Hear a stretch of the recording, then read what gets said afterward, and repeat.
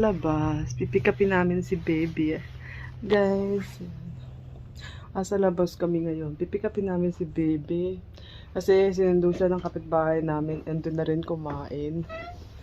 So, yan guys, oh. Diyan lang naman. Yan, sa bahay na yan. So, tara na guys. So, kami ni Mister. Dalawa kami pipick up sa kanya. Madilim at saka baka madulas. Kaya dapat ingat-ingat tayo. So, na-miss ko siya. Dilim. Ito, diba? Yan.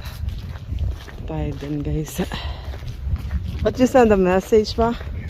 Yan. Okay. Naglalakad kami papunta doon. Sumama na ako kasi nami-miss ko siya. So, pero sabi naman ng kapitbahay namin okay lang daw si baby. Ayan. Ayan.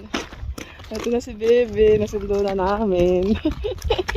Tagal din nga doon. Sabi ko next time si Peter naman ang magbibisit. Ajelena. Kasi ako lagi pa nakakimit Peter na. Doubling o lagi pa nakakaikisan? Yeah. Sabi kasi, kaya gusto nila si Julian doon para may kalaro. May kapatid naman yun, kaya lang kasi medyo, how old is Jorgen? 8? Ay, 9. Is it 8, right?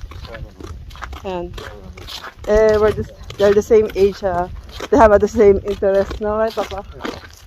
So, that's why. So, maganda, may kapitbahay na malapit lang. So, walking distance. Na, Julian? Yeah. Yan, malapit na kami sa bahay.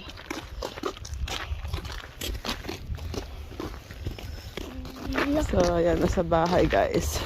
So, sobrang lapit lang naman nung kapitbahay namin. Ayan, so, perfect time. Perfect ba siya? Ayan.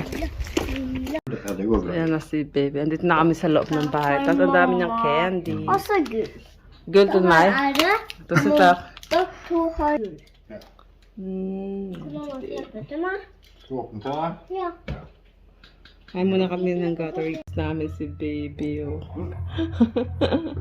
Is ng tatay niya. Ito ang first time niyang mag-stay doon ng 2 oras lang naman. Pero yan, nakakapanibago lang. Ganyan. Ayan, okay lang. Agad siya ng tatay niya. Miss na asawa ko yung anak namin. Piling naman namin, ang tagal niyang nawala, diba? 2 oras lang naman. So, yun guys. Yan. Kaya lang, parang nahihiya pa sila kasi may sakit pala yung kapatid nung kaibigan niya at saka yung tatay. Sana ako dito na lang pinag-stay. Tapos, ang plano namin is next week, Friday, sila na, yung isang bata naman yung i-invite namin dito. Para sila naman din na makapagpahinga, di ba? Yan guys. Ang stay namin dito sa Norway. And then, next day guys, siya naman ang binisita ng best friend-na niya. Nakapitbahay namin. Ayan. Pero mas prepare yung bata na doon sa kanila. Siguro kasi mas nagagawa nila gusto nila. Ganyan kasi sa akin mukhang nai-istrikan siya. Ayan, char. Ayan. So, nood lang sila ng TV dyan at naglaro na rin sila kahit papano. And then yun, after 1.5 hour, gusto na nilang bumalik uli doon sa bahay niya. Yun nyo. Inaalalayan pa ni baby at madulas daw. Diba? Siyempre kami ni Mister, sasamantalahin na namin. Mag-grocery muna kami guys. Ayan.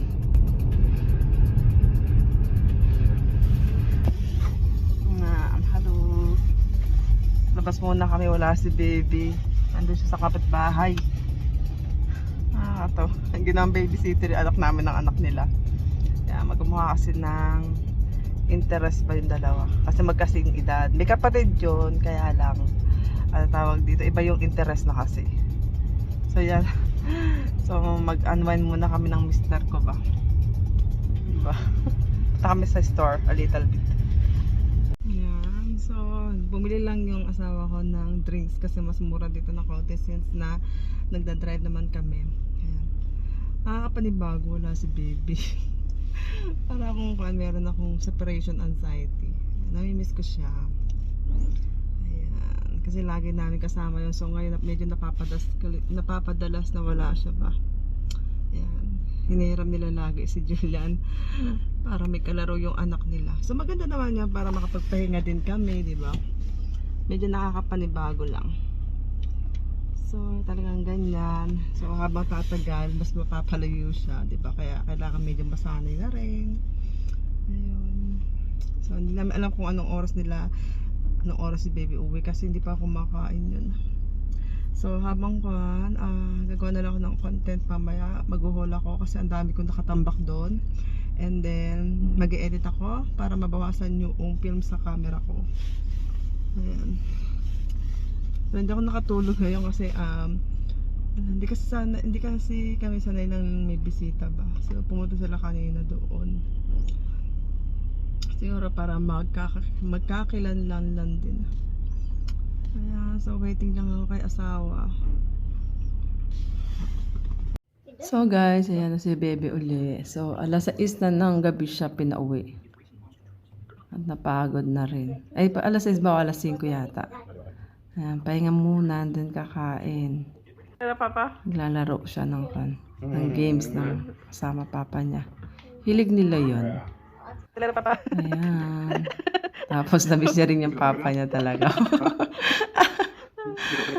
Gusto niyang umuupo sa kandungan ng kanyang ama. Makulit yung bata na to. Dugin ka na sa play. At mamimiss niya to. Tapos yung kakulitan ng bata na to. Yan. Mabilisa din na. Gutom na siguro to.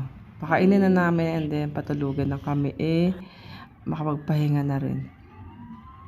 Paglalaro namin siya para ang tawag dito, ma-unwind ng kaunti.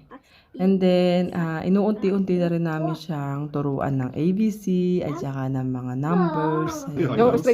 Para pag nag-start siya ng school, 6 years old kasing school dito, kahit pa paano may alam siya. So, yun lang guys. Thank you for watching.